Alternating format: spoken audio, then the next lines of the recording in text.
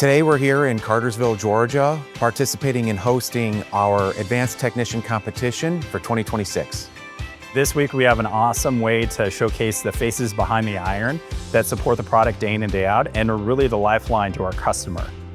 Two skills that come to mind for this competition that are highly valuable. Number one, maybe a little bit more obvious, is troubleshooting. We've got very detailed bugs in these machines that the technicians have to strategically, methodically troubleshoot.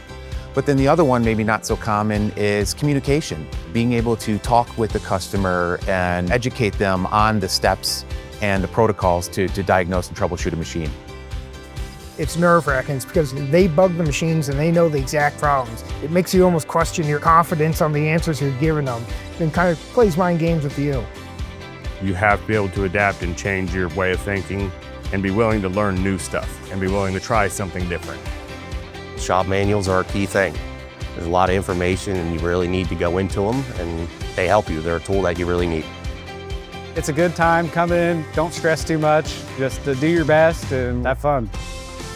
Doing this competition has brought up my confidence in being a technician, especially with troubleshooting. It was nerve-wracking, challenging. It's been a really, really great event.